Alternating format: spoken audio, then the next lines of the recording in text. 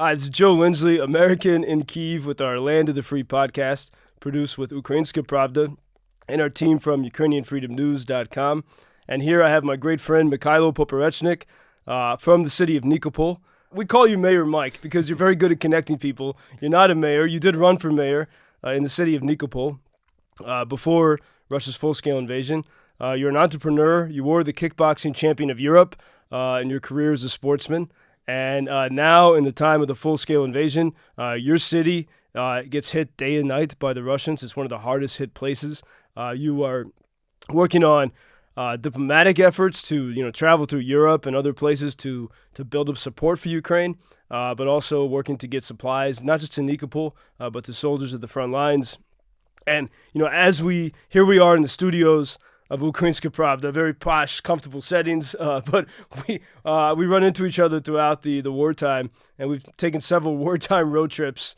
Not always very comfortable because the car is packed with every square inch of your car is packed with material to deliver to people who need it. But Mike, welcome to Land of the Free.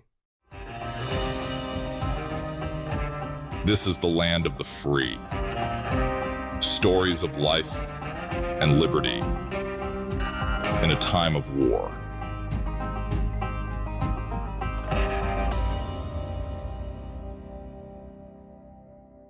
Thank you so much. Thank you, Joe, for this unique opportunity, for your invitation, and mostly for your amazing and very important work. So I always tell everyone, so you are a great ambassador of Ukraine. Thank you so much. Well, as you say in Ukrainian, Razom, all together for victory. And, our main audience, as we start this podcast, Land of the Free, is Americans who believe in freedom. They talk about freedom. They want to hold on to this idea of freedom. They want to understand it better and to live it well. And especially the Americans who left California for Texas, they're looking for freedom. Here, we see it every day. And, your homeland, your hometown, Nikopol, it's a Greek name. It means city of victory. But that is the ancient heartland of the Cossack people. And you always describe them as simply the freedom people. What does it mean for you to be free? Freedom, as Ukrainian. Freedom is our religion. It's a religion. Yeah. Yes. Yeah, actually, you're absolutely right. So from my region, Nikopol, which was the capital of 5 Cossack sieges. And a siege is siege is some special place where our Cossacks, our warriors, were lived. Mm-hmm. And actually, in my city, Nikopol, in 17th century, the famous hetman Bogdan Khmelnytsky was elected like a king of Zaporizhzhia siege. And it's also pretty interesting, symbol of our region and generally for Ukraine. So that's why Nikopol, matches and mix like Greek ancient and Cossack times. So that's why we, Nikopol citizens, always try to fight also. We're going to talk about, in this conversation, you have experience, you had, in the days and weeks before the full-scale invasion, Russians were calling you, they were threatening you, and so through this conversation with you, we can show people at a micro level what Russian tactics were in the very early days of their attempt to take over Ukraine and how they were trying to take city by city and trying to bribe officials and scare people. So we'll talk about that. But before that, the city of Nikopol is, amazing history of the Cossacks, and but also it's interesting on many different levels. It's on the Dnipro River. It's a reservoir, and across the reservoir is Enerhodar, which is the largest, the Zaporizhzhia nuclear power plant, the largest nuclear power plant in Europe. I remember the first time I went to Nikopol, I don't think you were there, but you set up the trip for us, and we had a delegation of American musicians, like folk musicians from Ohio, American chefs, and volunteers from your group, Solidarity and Evolution. And we had this little picnic on the banks of the reservoir, and it's such a beautiful spot. We could see the Russian occupiers across, several miles across the water, and you could see that nuclear plant, which it has. So much of the world, when they think of what's happening here, that's one of the scariest things for them. And in Nikopol, you live right across from that reality. What has the war been like in Nikopol? And you were just there, I think, 5 days ago. Yeah, 5 days ago. And, coming back to your trip to Nikopol, you was 1 month before Russians started to shell Nikopol. So you was at the June month. In 2022. 2022. Yeah.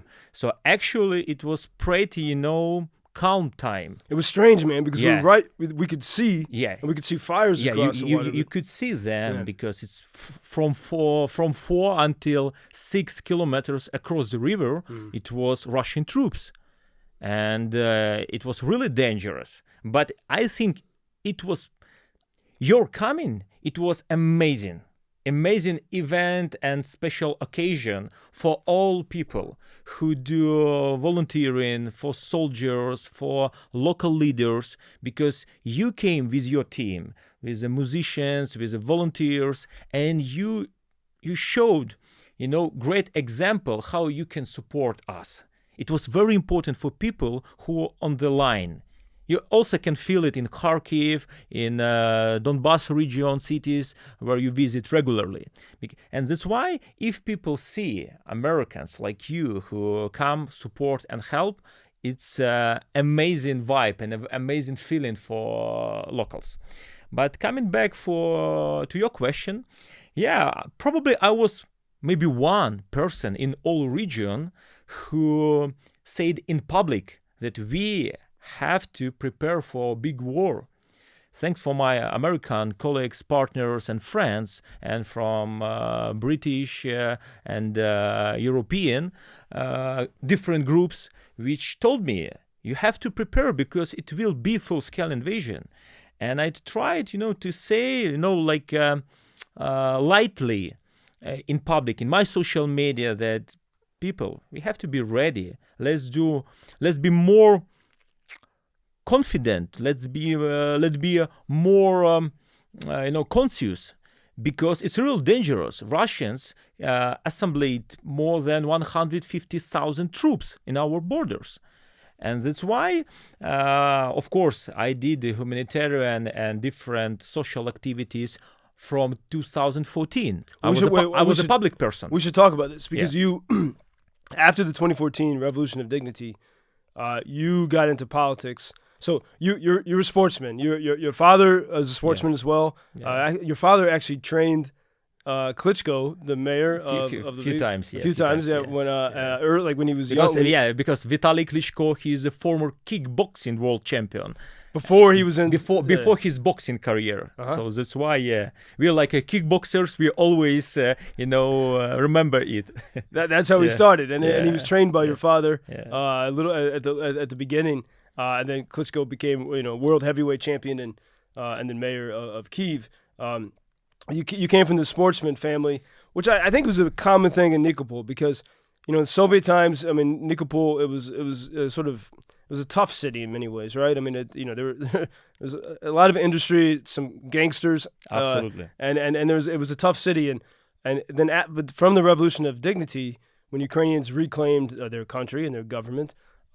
You were part of this generation saying we need to change things, and so you ran for mayor of Nikopol. I want to put this in the context of fighting corruption, because that's something you've been working on. I started to do my social and political activities in 2014. Because I was, part of Revolution of Dignity. I've been in Maidan, and of course, I was involved in local and regional level in different activities. So that's why I established my NGO, Solidarity and Devolution, and we started to do different good things. And one of them was Vector, fighting against corruption. And we became a regional partner of Transparency International. So that's why not so many organizations can be regional partner.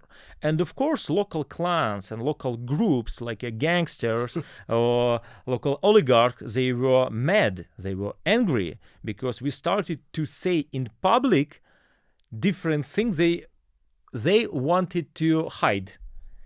And in 2020, I ran for mayor. And because of the biggest oligarch group stopped me, and for example, thousands of people voted for me. Not for political party, not for money, for etc. They voted because we made more than 8 years different good things for our city and for all region. And you mean your organization? My organization, my team is absolutely sort of cleaning up the city, making the parks nicer. Absolutely, anti-corruption, supporting veteranos, supporting elder people, youth policy, different infrastructure projects. Actually, from 2017 until 2020, so 3 years before local elections, I made huge diplomatic work. So I tried to attract different investments to my region. I had negotiation with Arabic countries, European officials, etc. And that's why local corruptioners were angry, because they wanted, to have some frame and all benefits and all best conditions just only for their groups. But it doesn't matter. So despite on the result of the elections, I decided, okay, no problem. I represent thousands of Nikopol people, more than 5,000, and I will go on. So I will continue do everything what I can. And of course, actually, it was also funny because 6 months before elections, local election 2020, I was first Nikopol citizen who was invited by Congress of United States to Washington, D.C. and to Arkansas, Little Rock. I told you, I think you remember it. It was amazing trip. I felt like, first democracy of the world, how it works. And it was pretty funny when I came back at the February of 2020, actually 2 weeks before pandemic. All pro-Russian activists, all pro-Russian politicians, media blamed me everywhere that I became a State Department or CIA agent. Really? Yes, it was huge pressure everywhere because Nikopol, it's like, pro-Russian political party OPZZ, which is now is forbidden, they had probably second place in city council of Nikopol. And most of the members of their political party, it's not a secret, they're like agents of Russia. And it was huge, pressure to me, to my closer friends, colleagues, and it was a big challenge. Were you trained by the CIA?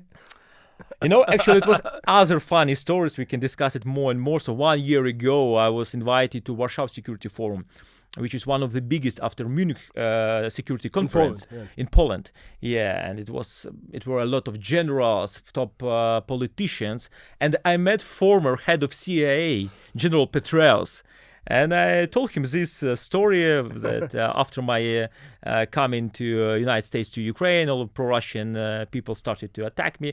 And I said, due to Russian propaganda, I'm your agent. And he was smiling and told, aren't you? No, I'm an agent of Ukraine. Yeah. Well, and so, yeah. And this is because at the micro level of your city of Nikopol, you had these pro-Russian political parties, pro-Russian media. Right now, in some of the American rhetoric, we hear, Ukraine, and they say Zelensky has banned the pro-Russian parties. And what can you describe what the Russian influence was in your city and what you were fighting? What was this Russian influence in Nikopol? It was so big because a lot of local politicians and, as I said, different activists, they didn't even hide their minds and their thoughts about Russian policy. And just imagine it was 2020, not so far along from these days. And they tried to have their influence in city council, in media, in plants, even in businesses. And it was really difficult because they made different barriers to me. And it was some kind of mix, like a corrupted local oligarch groups with Russian influence. And that's why they put against me 4 technical candidates on elections. And that's why, coming back to the first days of after full-scale invasion, so as I remember, they occupied Zaporizhzhia nuclear power plant at the start of the March. So it's after 10 days of the full-scale invasion. And Russians started to call me by phone because, like a public person, I was a founder of one of the biggest humanitarian center in all region, and I also was a part of territorial defense unit. So just imagine how many roles and responsibilities I had. And of course, Russian understood that they need to stop or neutralize like leaders at the other bank of the river. So I know for sure that they called for a few people in Nikopol, and most of them were in the silence. One of them was gone. Actually, most of the politicians and my opponents from elections, they're gone. They run away to Europe. When did they leave? Before the full-scale invasion? After. They snuck out. Yeah. So they run away so fast. Yeah. I stayed there until July. So until July, we provided thousands of refugees and people with the food, with clothes, with medical suppliers. Our battalion, when I was a part, we provided with the uniforms, CUV, cars, drones, etc. So, I saw that operation. But what were these? So you were getting these phone calls. So, for example, example, this is after the full-scale invasion, like the first few days, first weeks. Second week. Okay. Yeah. So, firstly, when they occupied Zaporizhzhia nuclear power plant, they started right across the water from.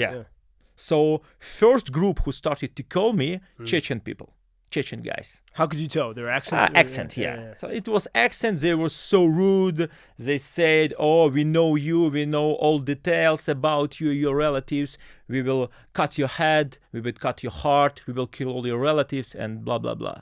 So it was probably a few phone calls. Just unidentified numbers calling. Yeah, and I couldn't. Yeah, so I didn't see numbers, and it was pity because I couldn't record this message. Yeah, this conversation, and I think we need to find a good application to record this.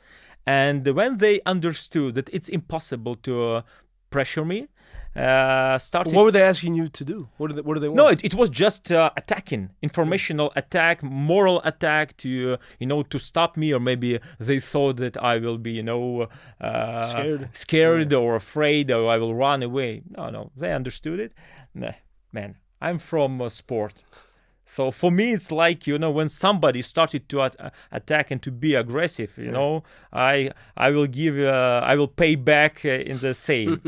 So they understood it. And after Chechen people started to call me FSB guys. So FSB guys, they Russian were, security services. Yeah. So they were more clever. They, started to negotiate with me and say, "Oh, look, you're a young politician, you're a public leader, so every your effort, it doesn't matter, we will win," etc. For me, it was also interesting because I also tried to explain them, because I heard they were young guys. Did they identify themselves as FSB or? No. They were like, we special people. Special people. So what kind of reaction a person can do? To say them, go away, or we can say more rude, or I try to say them, guys, I also hear, I made my own psychological conversation negotiation. I say to them, guys, you're also young. You are invaders. You came with your troops to my country. As you see, all people of Ukraine don't support you. So, for example, and just imagine, you will be killed everywhere, from each window, from each door. So I want to explain you. So if you don't stop, you will be killed. So you have a time to go back, step back. They were shocked. For example, just imagine, they called it to me, to stop me. And I made it in another way and said, actually, it was also 2 phone calls from them. And they understood that it's a bad idea. Not possible. Not possible. And actually, after it, I just increased my efforts. And I'm so happy that because of social media, everyone can see. I'm proud of it.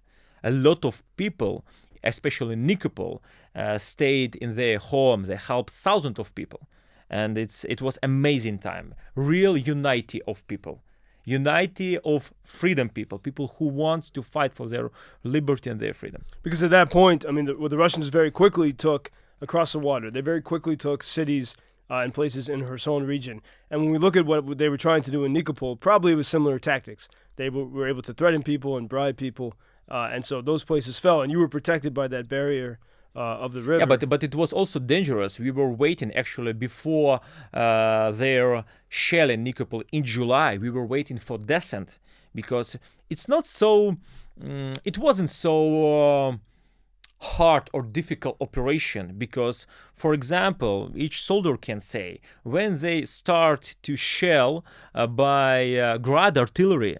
Actually, I saw so many times when they put the Grad artillery between reactors of Zaporizhia nuclear power you plant. could see it from your side. Yeah, I saw it by my own eyes so many times because they used Zaporizhia nuclear power plant like a shell. Because Ukrainians can't attack. You can't attack, the but positions, such a cynic way what they do after they're shelling Nikopol from Zaporizhia nuclear power plant, they put their artillery maybe 1 or 2 kilometers far from power plant, and they started to shell near nuclear power plant and blame it Ukraine side. Just imagine for you it. Just reckless. Yeah. When I was in Nikopol before, I've been there several times since, but when I was there, we had this gathering on the riverbank with music and people were dancing, and it was good for the kids and soldiers and volunteers. You was lucky, really. We were. I mean, at any moment, something could have happened, and it did just a few weeks later.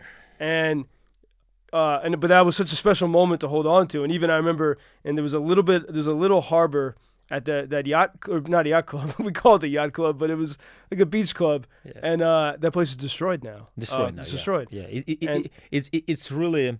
There were little kids that were there. There was a protected harbor. There were no mines. It was protected, and there were kids learning to sail, even right across the water from the Russians. And all of that innocence is gone and destroyed now. And so from July 2022, every night really. The Russians have been shelling Nikopol, and then you were just there about 5 days ago, and you told me that it's a new level. And one thing I want to emphasize, like since September 22nd, when Ukraine hit Russia's Black Sea Fleet headquarters, for 47 days now, as of this conversation, there have been no major Russian missile attacks around Ukraine, like we saw last October, for example. But instead, Russians have increased sort of terroristic attacks on frontline cities and towns. And one of those places is Nikopol. And can you describe what it's like? I mean, you were just there 5 days ago. I remember when I was there, when the air raid alarm would go off, the alarms sound different in every region of Ukraine. In Nikopol, it sounds like a nuclear holocaust. It's terrifying. And it rings the entire time of the threat because it's so urgent and dire. I remember once I was there during a thunderstorm, and you hear the sirens and it's madness, and that was when it was calm. Now, as you were walking through your city, delivering humanitarian aid, working with people, getting people what they need, at any moment, Russian artillery can hit anywhere. And I remember I asked you, what is that like? You said, well, I just got to move faster. It's true. What can you put everyone? What does it feel like to be in Nikopol? Is the city there's got to be damage everywhere, right? The tragedy of Nikopol is we can't prepare for shelling or for missiles attack because just 11 seconds when Russians started to shoot, and it's impossible. So as usual, alarms starts after explosion. So that's why you cannot prepare for this. You can't, achieve shelter in a few seconds. And of course, it's pretty another universe living in the frontline cities. But, I don't know how to explain it, but a lot of people still live there, really a lot of them. And if you go there, you can see many cars, many people, People try to survive, to work, to live there, but it's really hard and difficult to understand that in each moment it can be end. And I have another challenge because I have to provide from 500 until 1,000 person per month with the food. And that's why I'm traveling. I do negotiation with the different partners from business, from politics, from different organizations. And for example, when I come back to my Nikopol and we do this humanitarian mission, we can't collect and we can't assemble more than 150 people in one place. And just imagine, we can manage 150 people probably by 25 minutes. It's our record. 25 minutes we can give and provide food for so even big though amount. they're all scattered around. Yes. Yeah. Wow. So Yeah. it's so Yeah. fast because we understand that it's dangerous, but we have to do it in this way. And when we say to people, please go home, we have to wait for alarm, people don't want to go. They say, or we came here, please give us our food or our water. Do people still sleep in their cars outside of the city to get away from the? No, the not now. Why? Because they get used to it. I think most of people decided to go to closest villages or cities, but other people decided to live in their apartments. Most of them became like a fatalist. So they say, if it's our fate, okay. I want to look at more philosophically for a second. What is this? I mean, you're of the generation of Maidan. You know, when young Ukrainians, but really Ukrainians of all ages, said we don't want to live in a Soviet hell. We really want to make a clear break from the Russian grip. I want to ask, what is freedom? What does freedom mean to you? But it seems that goes with the question of corruption, and this is Russian propaganda uses this very well. But when people in the West don't want to support Ukraine, they just say that one word: corruption. What is the reality of corruption, and not just in Nikopol, but also in Kyiv? I mean, you build political alliances. You work with a whole generation of young politicians you are working with. How would you define what is the corruption challenge that Ukraine faces, and what kind of progress is being made on that? It's a very good question, thank you, because we started to fight against corruption a long time ago. And now we see that corruption... What is corruption? Corruption, like a process, is the best ally for Putin's regime. Corruption in Ukraine, I mean. Putin's regime and all his servants understand that if Ukraine will be deep inside of corruption, it will not be, some European or democratic success for our country. So that's why they try to produce it in their way and use these narratives all around Europe and all around the world. But for me, I also understand that a lot of our authorities, bureaucrats, really think that during the war they can earn millions. And they went out to be like part of Battalion Monaco, the Monte Carlo battalion, the people that aren't doing anything. And it's so pity. Yeah. And I understand how we can, reduce amount of corruption through political education, through conscious citizens.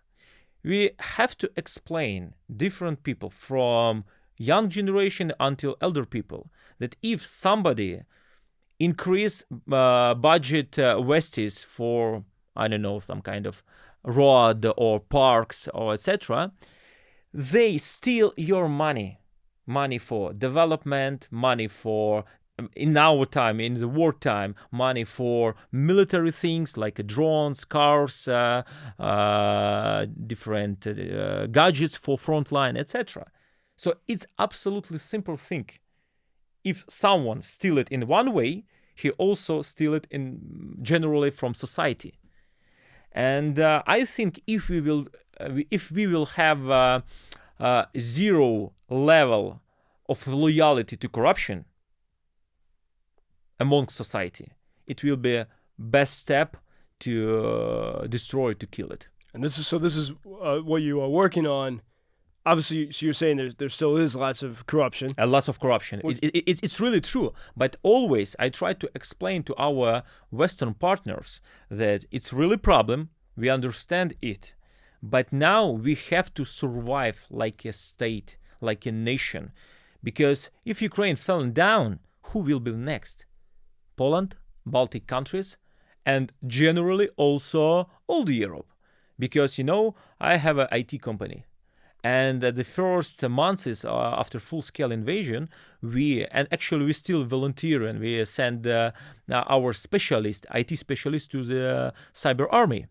And we were searching real accounts from Russia, not fake accounts. And we really saw that most of society, most of Russian people, they support Putin's regime, and they say in public, in different social media, it was thousands of messages. They say, when we occupy Ukraine, we will go to Poland and then to Germany and to France. So it's, I think it's, best for understanding what's going on in their mind. And Russia, like a state, like a nation, they understand only language of power. So we can stop them just only beating them. And that's why we need to collect all efforts. Of course, we have to do our home task. In fighting against corruption. So it's possible. It's really possible. Well, whenever the topic of corruption comes up, I like to remind people. I worked as a journalist in New York State. That's pretty dirty. There's corruption everywhere in the world, and it's even in the United States. There's certain places where it's incredibly nasty, mafia-like, and probably some Russian oligarchs dancing around there too. They always get their hands in the till. But there was this sense of before 2014 that people, not just from Russia but from the Western world, could use Ukraine to plunder because it's such a rich country, with amazing resources.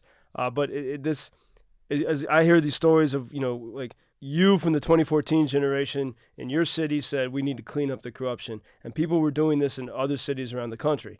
And Russia was losing its grip on Ukraine. They knew that the grip was kind of lost from 2014. They couldn't control your government, but they tried via other means. So because they couldn't control, they said we need to attack, and that seems to be what's happening. Is that a fair assessment? Yeah, it's true. It's true. That's why I think we have to change our own system inside the country. What I mean in the word of system, if we do fighting against corruption, it will be best signal to our partners abroad. So. Europeans like French, German, Italian politicians, they also understand that we have, limited time now to fight against Russia, because now we hear a lot of messages abroad that you have to fight, you have to do your home task not only at the front line, but also inside the country with your law against corruption, to be more transparent, with your procurement, etc. And that's why it's a big challenge for all of us. But I believe we can do it. Well, so, and then how would you, on the other side of this, how would you define, you describe, you're from the Cossack heartland of Ukraine, the Nikopol, the wild fields. I was talking with some friends recently who would say, the essence of being Ukrainian is being wild. Sort of uncontrollable. You, as someone who I know appreciates and loves America very much, that word freedom, we use it so often. What does freedom mean? What does it mean for you? I think it's difficult to explain it. It's we don't have a frames, We don't have if we don't have a censor, we can criticize our government. We can do whatever we want, but under our law. And as less restrictions or frames we have, as more lucky we live. So in this way. But I want also, to add for our previous question. Russians, they also do pretty good work in diplomatic level. I saw it many times. So just imagine they can send different representatives or like spies with a bag of money, and they give it to different leaders in politics, in media, in civil society, all around the Europe and generally all around the world. And they ask just only one thing: be neutral. Don't support Ukraine. Just shut up. Don't support Russia. Be neutral. Just be in the silence. And it's really dangerous because it's not so difficult to be neutral. Really, you can be in the silence and you will not comment anything. But I always try to to explain. We have to have our own diplomatic Mossad. We also Mossad. Diplomatic Mossad. Yeah. I hope we have our real Mossad from our intelligence services. I hope so. But in diplomatic level, we have to have the same, because we have to do counteractions against Russian influence. Because very good, Russians have very good, very powerful influence in France, in Germany, in Austria, in Switzerland, and I saw it many times. And that's why it's difficult to explain and negotiate with their top leaders. Well, I'm sure I told you on one of our road trips, wartime road trips, even a few years ago, I was living in Philadelphia and Russian operatives came after me. The FBI informed me, but I was invited on some free trip to Moscow, like stay at nice hotels and all that. And I wasn't sure I didn't want to go really, but it was a free trip, so why not? And right before the FBI informed me, this is a secret Russian. They call themselves a cultural organization in Washington, and they were doing exactly this type of stuff. I didn't go, thank God.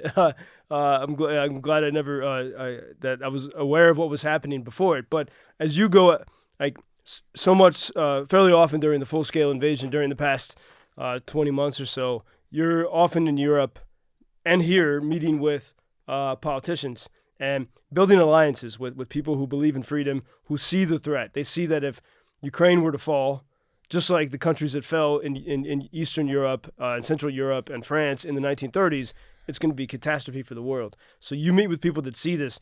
As you talk with these people, do you hear stories about Russians bringing bags of money to influence people? Yes, and so many times, in diplomatic level, in political level, and actually in military level. Also, another short story. Russians also go to the producers of weapon and maybe middle companies or middle person. They give bag of money and say, please postpone delivering these weapons to Ukraine from 6 until 12 months. So they buy the time. How do you know this? I have connections. Yeah. Okay. Well, we would like to investigate it because this is something. As you say, if this is happening, these are they know it's hard to track and hard to pin down, but this is the most important thing if we can actually get the details and the facts on it, because it's slippery. And I think, even as in the past several days, there's been very heated rhetoric against Ukraine and America and attention diverted toward Hamas after Hamas attacked Israel, and the arguments are getting really nasty. And then I get personal attacks too. And sometimes I'm just tired. I'm just saying, what am I doing fighting and arguing with these people? And maybe it's time to go to the beach and relax. And that's exactly what they want, And that's what they were trying, as you tell these stories from Nikopol, that's what they were trying. They wanted to wear you out to make you tired. So you just, not that you went onto their side, but just... But we discussed it a lot with you about how we can build bridges and making coalitions about topic of Ukraine. And I always try to explain, especially abroad, that we don't ask for charity. We ask for global and geo security. We can provide this security for you. Please invest your time, your money to the democratic values, and we will be your bodyguards. If you remember, bodyguards of Europe. Mm-hmm. And that's why it's very important. When I was invited to different organizations, in political education in Europe, like a Konrad Adenauer Stiftung, Robert Schuman Institute. Actually, after it, also pro-Russian agents and pro-Russian politicians blamed me that I'm European agent. But it's other funny stories. They see everything and everywhere, agents, because they are a country of agents. They have heritage of Soviet Union KGB style, so that's why everyone in their mind like an agent. But it doesn't matter. I was impressed, and it was very interesting for me to understand why European countries and different organizations spend money of taxpayers to teaching different political leaders from Ukraine and from east of Europe with values and some democratic and modern things. I always asked them, why did you do it? Because it costs money.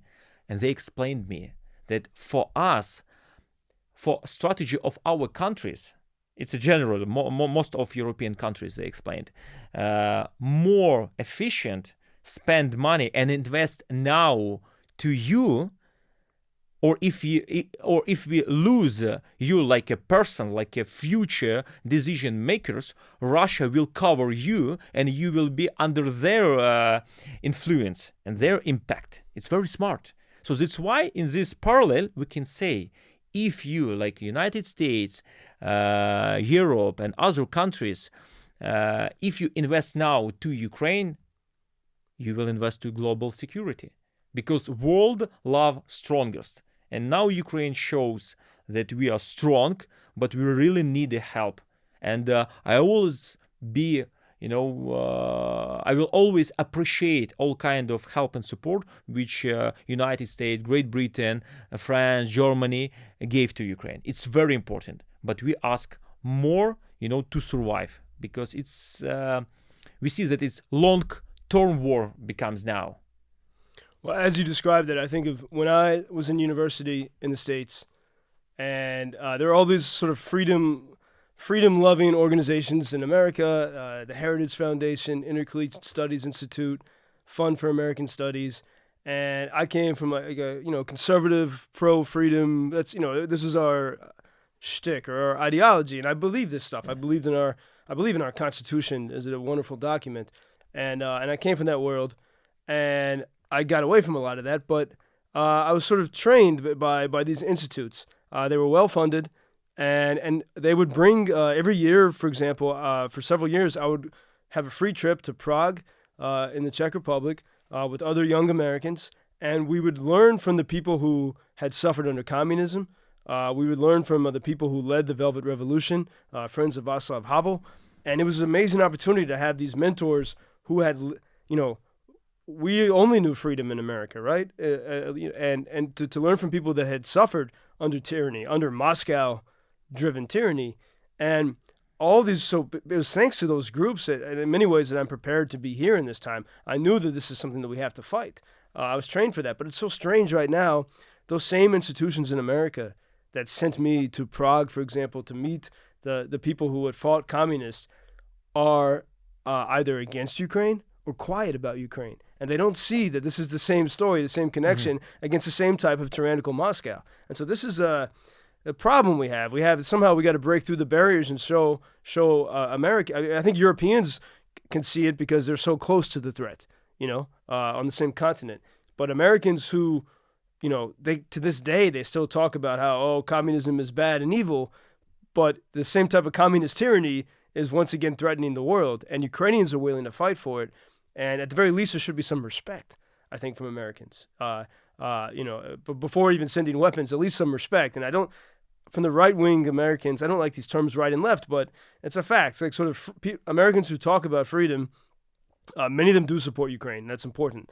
But like many of the Republicans in Congress are, they're absent, from this. And you've been meeting with lots of European politicians, and as we close here, like who are some of the people you really want to reach, to invite them to Ukraine, to see the reality? You mean from United States? Yeah, anywhere. Yeah, but it's from the United States. You know, I saw so many times when some famous person visited Ukraine and how it was, you know, it was so useful because when some celebrity comes and show to the world, to their followers, that this is a war, this is a real people, this is a real stories. One country attacked another one. It is 21st century, and of course it works.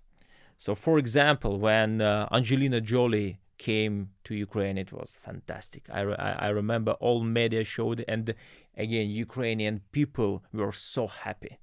Of course, you know, I'm like a generation who was grown in late 90s. I remember, of course, you know, heroes from Hollywood movies, especially with the martial arts. And actually, I remember your great story about Chuck Norris. And I think we can invite him to Ukraine with you together. And I think it will be very good. We can provide everything, all roadmap, different meetings with volunteers, with soldiers. And if he or other interesting, like Jean-Claude Van Damme, he was here, I think. He was, but it was such a short trip, only the border. Well, so as you say this, I think, and at first you mentioned the idea, and I was laughing it off. Yeah. But when I think about it, you know, in the past weeks, I've been speaking with some high-level influential Americans who I know about why they don't support Ukraine. And they care about me and they check in, but they're not in favor of Ukraine. And so I said, well, why? What, you know, and a lot of them, you know, they say, oh, we hear about corruption. They don't hear about the freedom story. They don't hear about the corruption fighting. They just hear the negative side, which is what Russians want. And then they say they don't have a trust of the American government. 20 years of war in Iraq and Afghanistan. And so we say, well, this is different. This is, you know, this is already a democracy, a free society, especially since 2014. And then the other thing that I hear, and this shows you how sort of burned out Americans are, they say when they see celebrities, like especially like Angelina Jolie, that makes them say, no, thank you. They don't trust any of that elite Hollywood, Washington, New York establishment. Your average American does not trust that. And so they think these celebrities are opportunists at best. At worst, they have crazy theories and things. But the point is that it doesn't help. And if, for example, take someone like Sean Penn. Actually, I had his bulletproof vest. He was here in Ukraine the day of the full-scale invasion and had to leave quickly. And so I was custodian of his vest. I did not get to meet him. Sean Penn has developed a great relationship with President Zelensky. He even gave him one of his Oscars. And, you know, Sean Penn, for years before this, he was running around to all different causes. He was in Venezuela supporting the dictator, you know, and he was. So Americans who love freedom don't trust this guy. And so then they see him working with Ukraine and they say, oh, so if Sean Penn's in favor of Ukraine, he's also the guy in favor of, you know, Cuban dictatorship, Venezuelan dictatorship, probably against Israel. Like, it doesn't make sense to them. And as I look at, in the case of Sean Penn, for example, I listen to his interviews. He sounds different than when he's talking about meeting with Hugo Chavez, you know, years ago in Venezuela. I mean, he didn't give his Oscars to other people. He gave it to President Zelensky. And I look at the case of Sean Penn, I think he was looking for a cause, looking for meaning. Mm-hmm. As I see with so many volunteers who come here, including Afghanistan veterans, war veterans, looking for meaning, and he found it. He said, oh, this is actually a legitimate good cause. Like, this is actual people with dignity standing for freedom. He had this transformation. But your average American, you know, who's struggling to get by and the challenges of life in America, they see these celebrities and they say, no, that for me tells me this is not something I'm going to support. And that's why I think I will now say I agree with you, Mike. Very rare. You know, I will say the idea of inviting someone like Chuck Norris, because if you invite the Jordan Petersons, the Elon Musk, you know, Chuck Norrises, they are kind of currently, you know, leaders of the side of people who are skeptical of Ukraine. I can add that you are talking about different types of persons. So some of people neutral, so they don't comment, about the war. Some people against us, like Ukraine. Somebody supports Russia. Like I was shocked when Steven Seagal was supported Russia, and it's terrible. But what does Elon Musk now?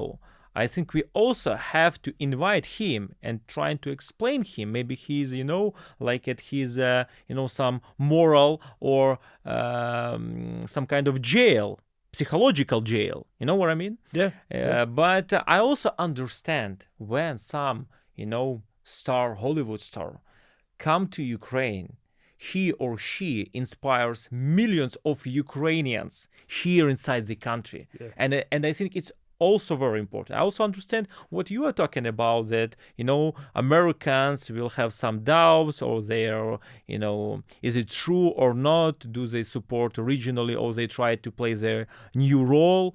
But again, it's very important. You need both of these. Yeah, we need every kind of people who will come to Ukraine and will say in public to the world. It's very important. And I also, due to the chance, I want to invite, I'm a fan also, Sylvester Stallone.